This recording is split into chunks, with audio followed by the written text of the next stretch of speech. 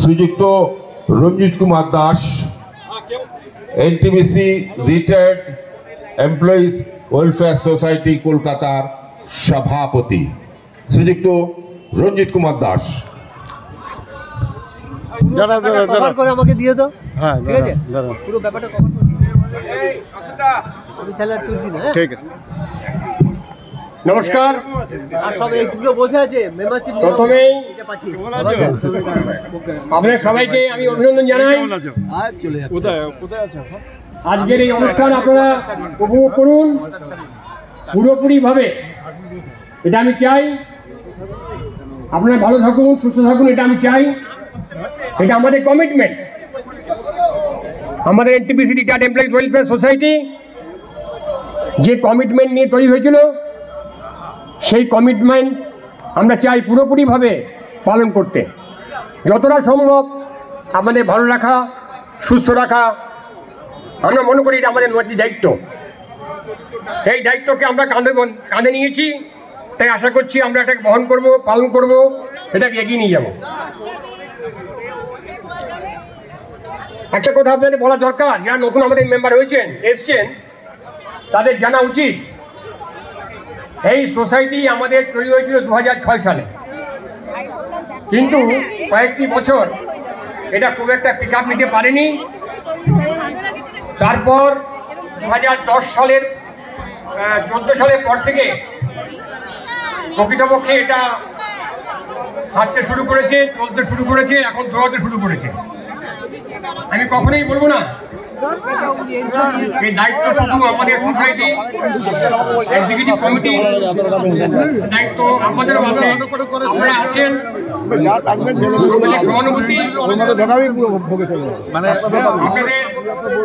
সহযোগিতা সবসময় আমাদের কাছে পাথর হয়েছে এবং আপনারা সাহায্য করেছেন বলেই আমরা আপনারা এগিয়ে যেতে পেরেছি। আশা করি আগামী দিনে আরো আপনারা এগিয়ে আসবেন, হাত বাড়িয়ে দেবেন।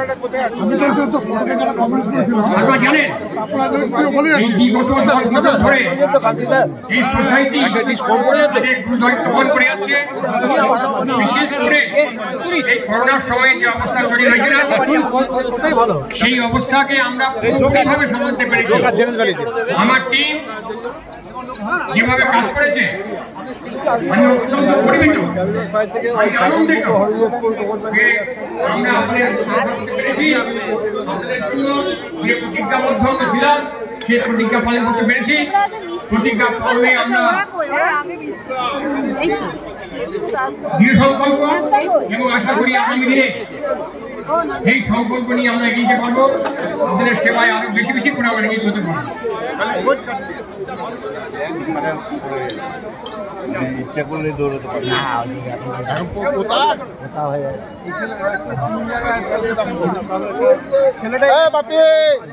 এরপরে দেখুন, আজকে বিশেষ কিছু বলার থেকে আমার যেটা মনে হয়, আজকে আনন্দ করতে এসছেন, আনন্দ করবেন, তথাপি কিছু কথা না বললে নয়। এবং আমরা একটা পর একটা কিছু আমরা ইভেন্ট করে যাচ্ছি,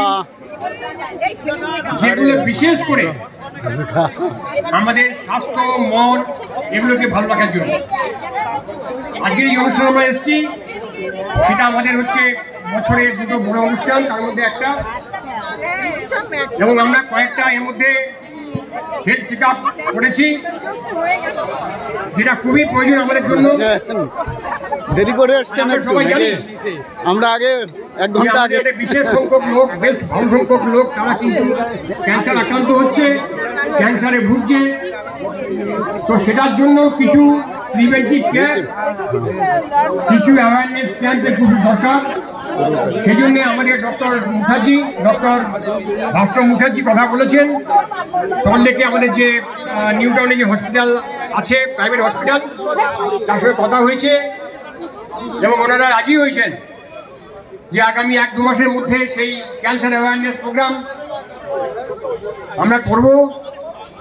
আমি আশা রাখবো আপনারা সেখানে স্বতঃস্ফূর্তভাবে আসবেন এবং মনে রাখবেন, আমরা যে কোনো ক্যাম্প করি, যে কোনো অ্যাওয়ারনেস ক্যাম্প করি, যারা দূর দূর থেকে আসেন তাদের জন্য কিন্তু আমরা খাওয়া দাওয়ার ব্যবস্থা করি, সেটা সবসময় আমরা ধ্যান রাখি।